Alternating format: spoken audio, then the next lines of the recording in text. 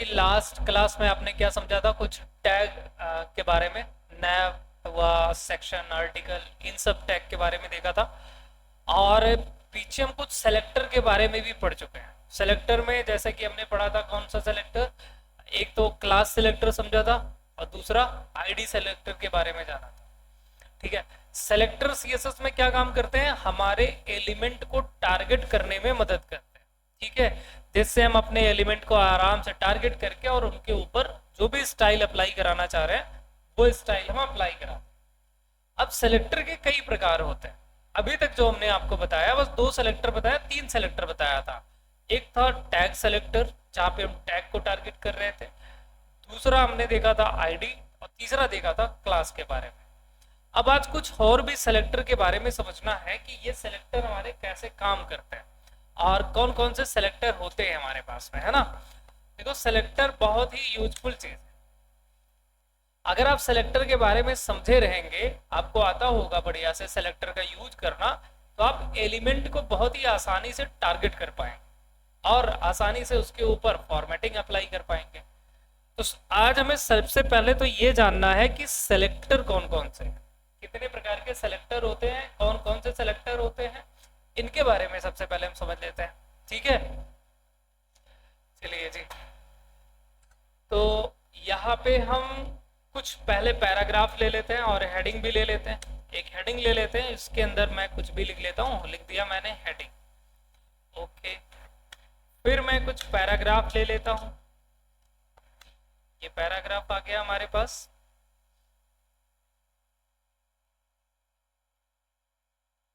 क्या हुआ भाई, काम नहीं कर रहा। ओके, पैराग्राफ आ गया है।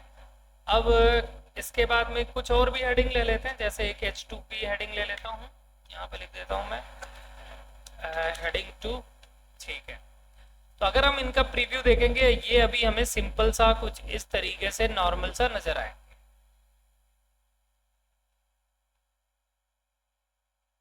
ओके, ओपन होने में टाइम ले रहा है ये।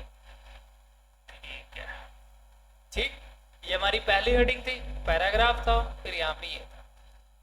अब जरा बहुत ध्यान से समझना है आप।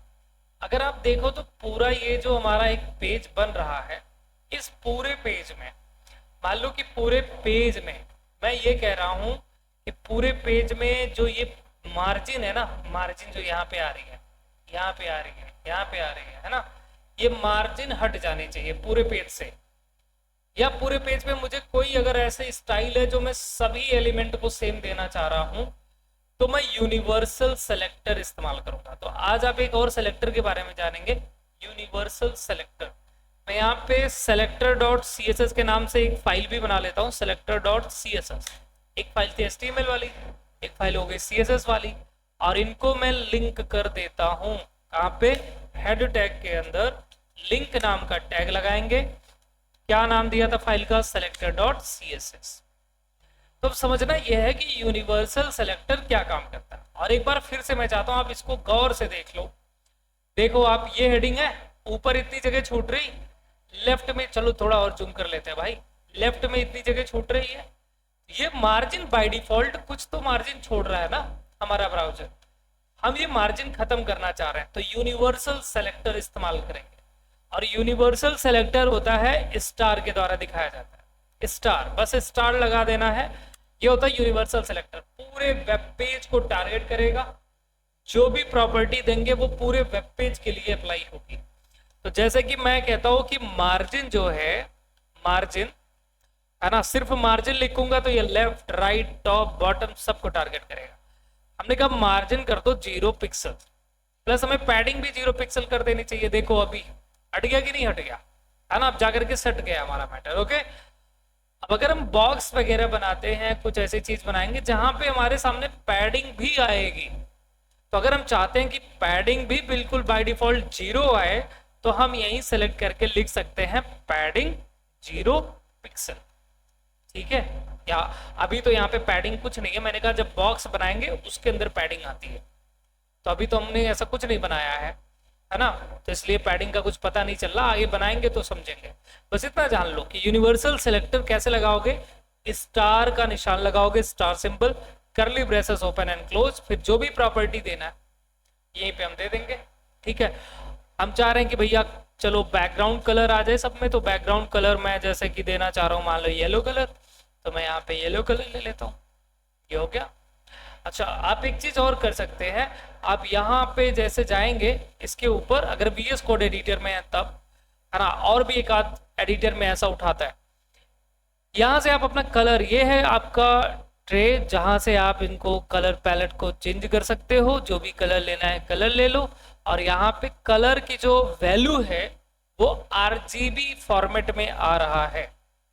आगे आप पढ़ेंगे कि कलर कितने तरीके से अप्लाई किया जाता है, कलर भी अप्लाई करने के अलग अलग तरीके होते हैं। तो अभी जैसे ही हमने उस कलर पे क्लिक करा ना, तो उसकी RGB वैल्यू आ गई। इतना दिमाग अभी नहीं लगाना आपको कि ये क्या आ गया, समझ में नहीं आ रहा, इसकी टेंशन ना, वो समझाने के लिए मैं बैठा हूं।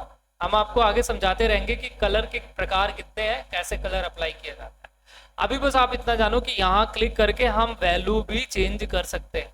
ट्रांसपेरेंट बनाना है तो इसको पकड़ो, इसको नीचे लेकर के आओ, देखो यहाँ पे दिखा रहा है ना, एक वैल्यू यहाँ पे और ऐड हो गई है जो ट्रांसपेरेंट की वैल्यू। अब अगर इसके पीछे मैं कुछ लगाया रहता इमेज वगैरह, तो पता चलता कि ये ट्रांसपेरेंट हुआ या नहीं हुआ या कितना हुआ। समझ गए भाई? तो फिलहाल ये जानो कि यहाँ से इसके ऊपर ले जाके ऐसे भी कलर दिया जा सकता है। और ये चूंकि यूनिवर्सल सेलेक्टर है तो पूरे वेब पेज के लिए अप्लाई करेगा। क्या समझे? ठीक है, चलिए अब आ जाते हैं हम थोड़ा सा आगे।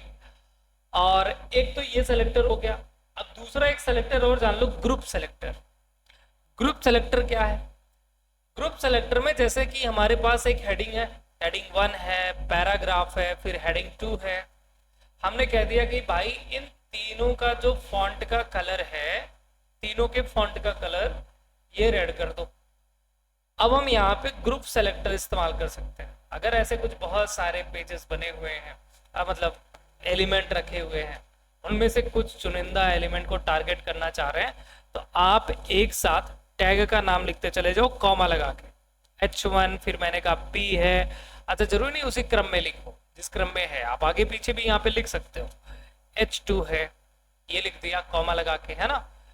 तो अकेले था, हम कह रहे थे टैग सेलेक्टर हम लगा रहे, बट अभी चूंकि कई हमारे पास टैग यहाँ पे शामिल है तो हम कहेंगे ग्रुप सेलेक्टर हमने इस्तेमाल किया है।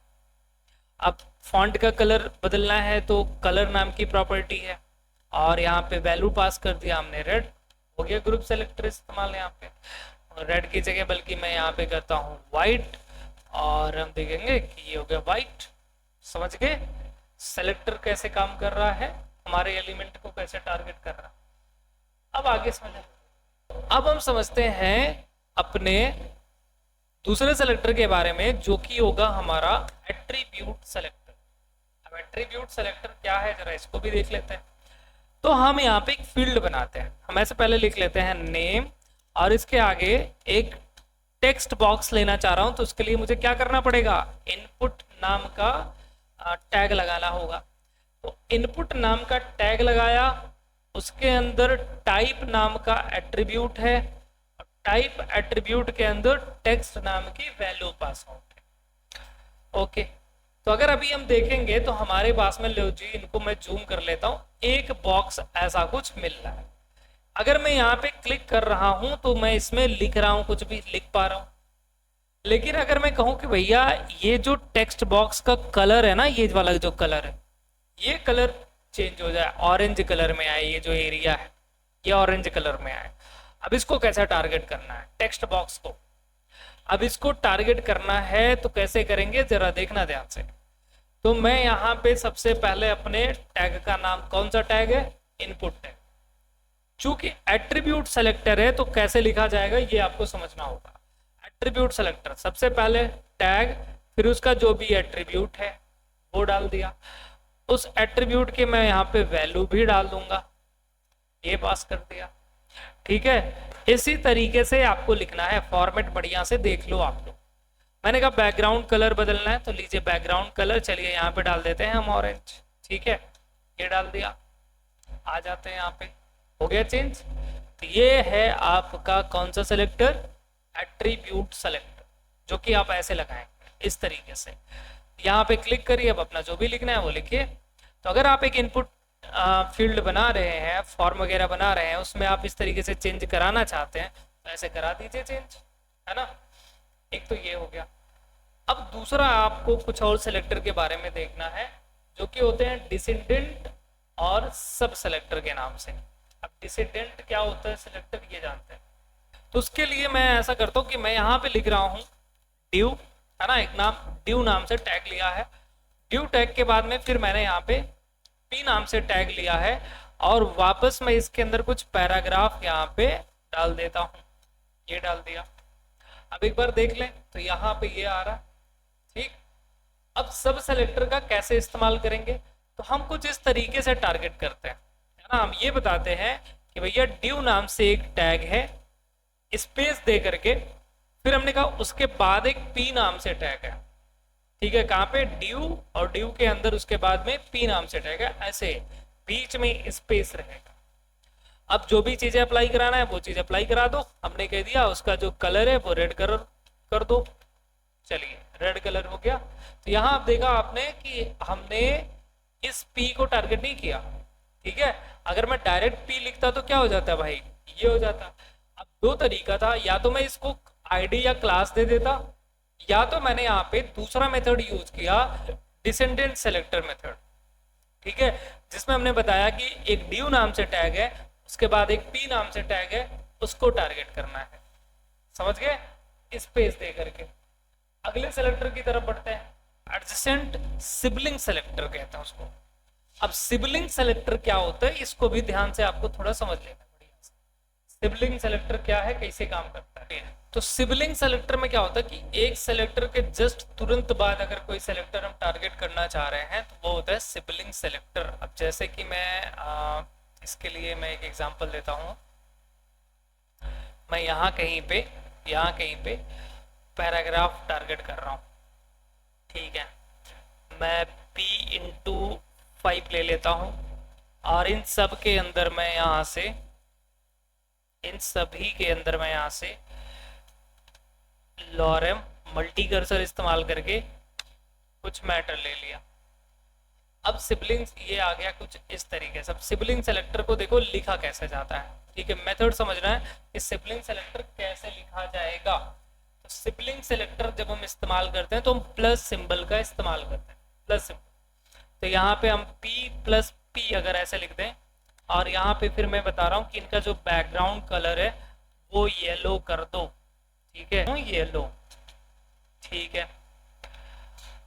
अब सिबलिंग सेलेक्टर में देखो ध्यान से समझना था, एक पी था यहाँ पे, ठीक है। तो सिबलिंग का मतलब यही होता है कि उसको छोड़ के उसके बाद जो वो एलिमेंट है, मैं उसकी बात कर रहा हूँ। अगर कभी ऐसा करना है, जैसे हमारे पास में यहाँ पे ध्यान से समझ लेना, टोटल कितने हैं हमारे पास में, 5 थे। तो मैंने कहा कि भाई 5 पैराग्राफ हैं हमारे पास, पहले को छोड़ के, पहले पी वाले को छोड़ के उसके बाद जितने भी पी है उसके तुरंत बाद अगर रहेंगे तभी, तो उनको तुरंत क्या कर दो भाई, इस कलर से दे दो। तो पहले को छोड़ा, ठीक है, उसके तुरंत बाद जितने पी थे उनको हाईलाइट कर दिया।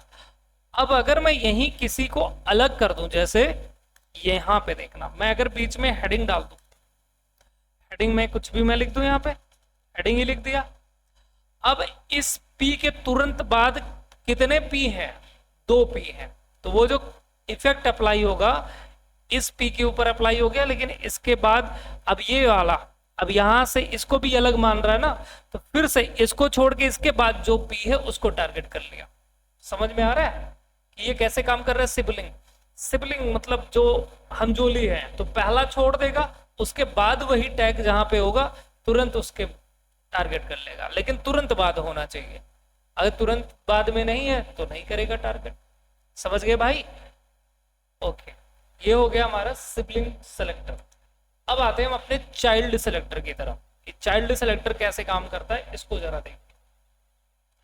तो चाइल्ड सेलेक्टर में हम कैसा टारगेट लगाएंगे, हम कुछ इस तरीके से वापस एक ड्यू टैग ले लेते हैं। ड्यू टैग लेने के बाद में मैं फिर से यहाँ पे कोई टैग ले लेता हूँ, जैसे कि मैं यहाँ पे बी टैग ले लेता हूँ, है ना। बोल्ड लेटर में मुझे लिखना था तो मैंने कुछ ऐसे करवा दिया, और उसके तुरंत बाद मैं एक पैराग्राफ भी लेता हूँ, और मैं यहाँ पे लिख रहा हूँ लॉरेम, और फिर मैं लिख रहा हूँ 6। अब मैं यहाँ पे ड्यू टैग के बाद जाकर के वापस एक बी टैग लेता हूँ और फिर से इसमें कुछ मैटर इंसर्ट करा लेता हूँ। समझे ना बात हमारी? एक बी टैग कहाँ पे है, जो बोल्ड लिखेगा कहाँ पे है, ड्यू के अंदर। दूसरा बी टैग कहाँ पे है भाई, ड्यू से बाहर है। अब चाइल्ड सेलेक्टर का काम देखो, मैंने कहा कि इसको टारगेट करना है, इसको जो कि कहाँ पे आ रहा है, जो किसका चाइल्ड है, ड्यू का चाइल्ड है।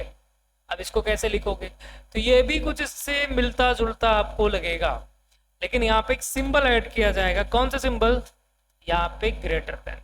हमने कहा ड्यू, ड्यू के अंदर क्या लिखा गया है, बी लिखा गया है, ठीक है, उसको टारगेट कर लो। और उसको मैंने कह दिया कि इसका जो बैकग्राउंड कलर है वो बैकग्राउंड कलर, चलो यहाँ से कोई कलर ले लेते हैं, ठीक है, ये लीजिए आप। तो ये रहा हमारा ड्यू, इसके ऊपर यहाँ पे वो बैकग्राउंड कलर अप्लाई हो गया, जबकि इसको छोड़ दिया गया।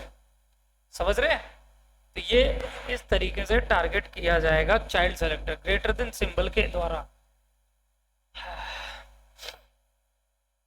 ऐसे कुछ आपका ये एलिमेंट सेलेक्टर काम करता है। तो ये है आपके सेलेक्टर भाई, ठीक।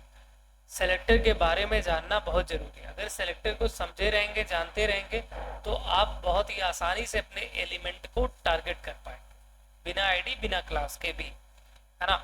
हालांकि आईडी क्लास की जरूरत पड़ती ही पड़ती है, बट कभी ऐसा जरूरत पड़ गया छोटे मोटे काम के लिए, तो अगर आप सेलेक्टर को बढ़िया से जान रहे हैं तो आप आसानी से ये चीज कर सकते हैं, मतलब एलिमेंट को टारगेट कर सकते हैं। क्या सकते? अब एक चीज और समझ लो, या फिर आज इतना ही कर लो आप बढ़िया से, और फिर पिछला वाला रिवीजन कर लो आप लोग, ठीक है। कल हम पढ़ने वाले हैं कि सीएसएस में कलर कितने तरीके से अप्लाई किया जाता है, ठीक है। कलर के कितने मेथड हैं, ठीक है, क्या क्या तरीका होता है, नाम के द्वारा, वैल्यू के द्वारा, और भी कुछ वैल्यूज होती हैं उनके द्वारा, तो उनके बारे में डिटेल में समझेंगे कल। कलर प्रॉपर्टी के बारे में पढ़ना है हमें। तो आज इतना प्रैक्टिस करिए सेलेक्टर के बारे में, और इसके बाद पुराना रिवीजन कर लीजिए।